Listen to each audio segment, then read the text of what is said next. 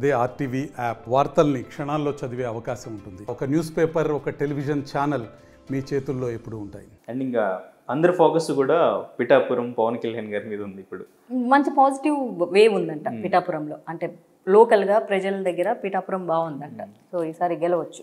వంగ గీత ఆవిడ కూడా strong leader, Prajarajyam నుంచి గెలిచిన ఆవిడ. సో తను కూడా పాజిటివ్గానే ఉంది. సో గెలిచే ఛాన్స్ ఉందంటారా? పవన్ కళ్యాణ్ ఈసారి గెలుస్తాడు అనుకుంటున్నాను. షూరా? అది ఓకే, రైట్. అండ్ ఇంకా ఈ జనసేనకి ఆ సీట్లు ఇచ్చిన టైంలో టీడీపీ అన్యాయం చేసిందని కూడా కొంతమంది మాట్లాడారు. ఈ క్యాస్ట్ ఈక్వేషన్స్ గురించి కూడా మీరు ఇంతకుముందు చెప్పారు, క్యాస్ట్ పాలిటిక్స్ అనేవి ఏపీలో ఎక్కువ అని. సో దీని గురించి కూడా ఎక్కువ డిస్కస్ చేశారు. క్యాస్ట్ ఈక్వేషన్స్ డెఫినెట్గా ఉన్నాయండి. లేవు. సి పీపుల్ ఆర్, నేను ఏంటంటే people are stupids. At the same time వాళ్ళకే హై లెవెల్ ఐక్యూ ఉందని కూడా వాళ్ళు ఫీల్ అయిపోతుంటారు. కాస్ట్ సిస్టమ్ని రిమూవ్ చేసి పడేసేయాలి ఇండియాలో. రిమూవ్ చేయాల్సింది రిజర్వేషన్లను కాదు, కాస్ట్ సిస్టమ్ని అని. కాస్ట్ సిస్టమే లేకపోతే ఇవేవి ఉండవు కదా అసలు. ఇంటర్లింక్డ్ సింపుల్ అది. రిజర్వేషన్లు ఉండవు, మైనారిటీలు ఉండవు, బొక్క ఉండదు, భోషణ ఉండదు. అసలు కాస్ట్ సిస్టమే లేకపోతే ఇవేవి ఉండవు కదా. అది తీయొద్దు, ఇది తీయండి అంటే అసలు ఇది తీసేస్తే తల్లి ఏమి ఉండవు కదా. చెట్టే పోతే కొమ్మలాంచి వస్తాయి, ఆకలి ఎక్కడి నుంచి వస్తాయి. కానీ తీయడం కుదరదు. అది it is highly impossible. And cost మీద ఇప్పుడు కాస్ట్ని ఎవడు పట్టించుకోవట్లేదంటే ప్రతి ఒక్కడు పట్టించుకుంటాడు. బయట వచ్చేసి నీతులు, అన్ని నీతులు చెప్పేటోడు మళ్ళీ ఇంటికి వెళ్ళిపోయి వాళ్ళ కులం గురించే మాట్లాడుకుంటాడు. సో కాస్ట్ రాజకీయాలు 100కి 100% ఆంధ్రప్రదేశ్లో ఉన్నాయి. ఇండివిజువల్గా కొంతమందికి లేకపోతే లేకపోవచ్చు. ఇక నాలాంటి వాళ్ళకి లేదు. నన్ను కూడా అడుగుతారు, మీరు ఎందుకు పవన్ కళ్యాణ్ పార్టీలో జాయిన్ అవ్వలేదు, సేమ్ కులం అంటే నాకు అక్కర్లేదు. నాకు అన్ని కులాలు సమానమే, నాకు అందరు మనుషులు సమానమే. నేను ఎవరు నా ఫ్రెండ్స్లో అన్ని కులాల వాళ్ళు ఉంటారు. మీ కులం ఏంటని ఈ రోజు వరకు నేను అడగలేదు, ఎందుకంటే నాకు అవసరం లేదు. బట్ కాస్ట్ ఈక్వేషన్స్ డెఫినెట్గా ఉన్నాయి. జగన్ అనే ఆయన ఒక క్రిస్టియన్, కానీ కులంతోక తీసేయలేదు. క్రిస్టియానిటీలో కులాలు లేవు, కానీ కులాన్ని పట్టుకొని వేలాడుతున్నారు. వాళ్ళ కులం వారు ఆయన తోక పట్టుకొనే వేలాడుతున్నారు. మరి కులాన్ని ఎందుకు వదలట్లేదు? When there is no caste in the Christianity, but why this Reddy tag? ఎందుకంటే ఆ రెడ్డి ట్యాగ్ ఉంటేనే రెడ్డి కులం ఓట్లు పడతాయి. సో చౌదరి ట్యాగ్స్ ఉంటేనే చౌదరి ఓట్లు పడతాయి. కాపు కులం వాళ్ళు వచ్చేసేసి అన్ని చోట్ల స్ప్రెడ్ అయి ఉంటారు. కాపులు అందరూ జనసేనకి వేస్తారంటే వెయ్యరు, కొంతమందే వేస్తారు, which is very clear. And at the same time చౌదరిలు అందరూ టీడీపీకి వేస్తారంటే most of the ratio people వేస్తారు. కొంచెం తక్కువ మంది వేరే వేరేకి డివైడ్ అవుతారు. అవును, సిచ్యువేషన్ వచ్చింది. ఇప్పుడు ఏంటంటే ఇక్కడ అన్ని కులాలలో ఉన్న బీజేపీ, అన్ని కులాలు ఉన్న జన సైనికులు, కొంతమంది సరే మా కులం అని అభిమానించే వాళ్ళు అందులో జనసేనలో అంటే చౌదరీలు. ఆ రెడ్లు ఈ 3 కులాల్లో లేరా అంటే ఉన్నారు. ఎందుకు లేరు? ఉంటారు. లేదు మిగిలిన కులాలలో అంటే అన్ని కులాలు అంటే అదేలే, నేను ఎవరెవరికైతే పార్టీలు ఉన్నాయో వాళ్ళ కాస్ట్ పేరు చెప్తున్నాను. సో సమాజంలోనే అన్ని వర్గాల వాళ్ళు ఈ 3 పార్టీల అలయన్స్కి ఉన్నాయి కాబట్టి న్యూట్రల్ పీపుల్ కూడా, న్యూట్రల్ ఓటర్స్ కూడా కొంచెం థింక్ చేసి పాజిటివ్గా యువత కూడా ముందుకు వచ్చేసి, ఆంధ్రాలో యూత్ బాగా ఎక్కువ. సో ఈ పిచ్చి జేజేలు జెండాలు కొట్టడం మానేసేసి అరే మన భవిష్యత్తు ఏంటి అని ఒకసారి ఆలోచించుకుంటే, స్టేట్లో సెంట్రల్లో ఒకే పార్టీని గెలిపించుకుంటే కొంచెం మన భవిష్యత్తు ఏంటి ఏదైనా క్వశ్చన్ చేయడానికి బాగుంటుందని, కొంచెం స్మార్ట్గా థింక్ చేస్తే బాగుంటుందని నా పాయింట్ ఆఫ్ వ్యూ. మాధవీలత అని సెర్చ్ చేస్తే మన విరించి చైర్పర్సన్ మాధవీలత మీ వీడియోస్ వస్తున్నాయి. అవును. సో ఆవిడకి ఎంపీ సీటు ఇవ్వడం అంటే ఇప్పుడు ఓవైసీని ఓడించడానికి ఆవిడకి ఎటువంటి ఎక్స్పీరియన్స్ లేకుండా ఎట్లా సీట్ ఇచ్చారు అనేది కొంతమంది, ఇప్పుడు రాజా సింగ్ లాంటి వాళ్ళు కూడా కామెంట్ చేశారు. సో ఏమంటారు?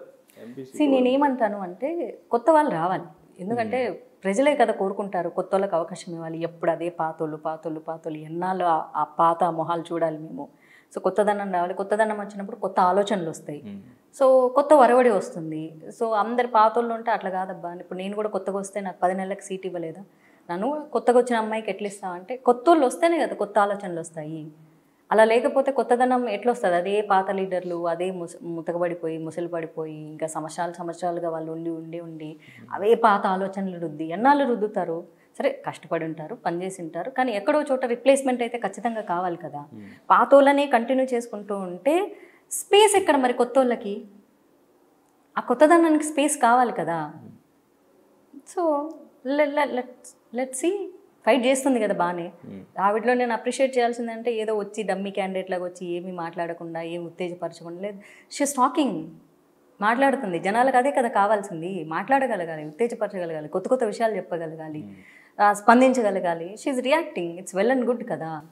సరే నేను రాకమొన్న వచ్చింది, ఓకే మేము కూడా సర్ప్రైజింగ్గా చూసాం. నేను రాకమొన్న వచ్చి నాకు నవంబర్లోనే తెలుసు ఆవిడకి ఎంపీ సీట్ ఇస్తారు హైదరాబాద్ అని, బికాజ్ నవంబర్లోనే నాకు మెసేజ్లు వచ్చాయి. So are you the person who is looking for Hyderabad MP ticket అన్నారు. నవంబర్లో I got the message, first message. I'm not the person అంటే 2 days తర్వాత మళ్ళీ they message me, no you are not the person, there is another Madhavilatha, so very soon కెమెరాలు hit చేస్తుంది చూసుకో అని చెప్పారు. అప్పటికి ఇంకా ఆవిడ మీడియాలోకి రాలేదు. So then before I know it. So she has that clarity. At the same time ఏదో వచ్చేసేసి చాలామంది ఎంపీ క్యాండిడేట్లు వచ్చారు, ఇప్పుడు ఇంతమందికి ఎంపీ క్యాండిడేట్లకు సీట్లు ఇచ్చారు. ఎవరిని జనాలకు అంత ఫెమిలియర్గా తెలుసా? ఆవిడ తెలిసినంతగా అదే కదా మరి స్పెషాలిటీ. అంటే ఆవిడ ప్రొజెక్ట్ చేసుకోగలిగింది ఆవిడని. మరి మిగిలిన ఎంపీ క్యాండిడేట్లు ఎందుకు చేసుకోలేకపోతున్నారు? ఏదో వాళ్ళ ఏరియా కాన్స్టిట్యున్సీలో ఓటర్లకు కూడా సరిగ్గా తెలుసో తెలీదో కూడా వాళ్ళ ఎంపీ క్యాండిడేట్ తెలీదు. Very unfortunate. అట్లీస్ట్ ఈవిడెవరో దేశం మొత్తంకి తెలిసింది కదా. అదే ఆ స్పెషల్ క్యారెక్టరిస్టిక్స్ ఉండాలి మనిషిలో. ఆ ప్రొజెక్షన్ గెలుపా ఓటమినా కాదు, ఛాలెంజ్ చేస్తుంది కదా, దట్ ఈస్ ఎనఫ్.